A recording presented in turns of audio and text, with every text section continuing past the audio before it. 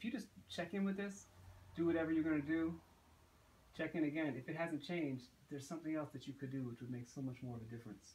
You know, it may be just one point. It may be checking back in with the points you already needle, or it may point you to whatever I did. It didn't open up this spot yet. And if I want to say this is the bladder channel, then I want to check out the bladder channel. That could also be affected by the gallbladder channel. You know, see, you got to check these things out. And if you do, and you do this, so you can do the manual thermal. It's actually pretty comfortable with people laying like this because you know, if you're checking the bladder channel, you're right here. You can check the whole bladder channel, check the gallbladder channel. You want to find a point which might open that up. So maybe you think, okay, maybe it's right around here. Let me check that out.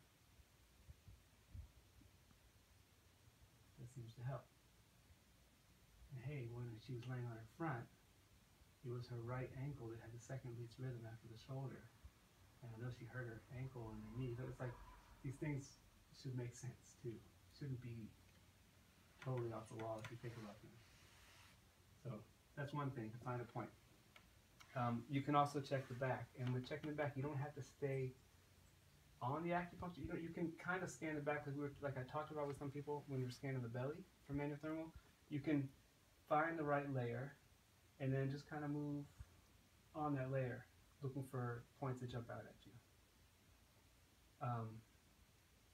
If you don't feel this, or you think you don't feel this, the manual thermal stuff, find points you would use anyways that feel good to you for whatever other reason you find points, needle them and then check them, because probably the manual thermal will be kind of louder at that point.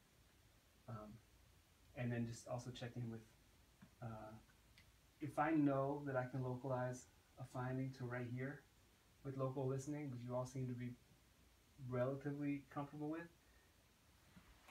there should be a manual thermal finding there. So that's always a way to kind of use one skill to teach the other. Like that, if that's a good spot, if I touch that and it releases this, there should be some manual thermal signature there. It may not be as good as the one at gallbladder 39 that I should treat instead, but you can use that to teach yourself. So we can look for a point. I think what we'll do with this exercise, should we just do local listening on the sacrum and mouthing already? Should we do them separately? Well, talk about more than the sacrum.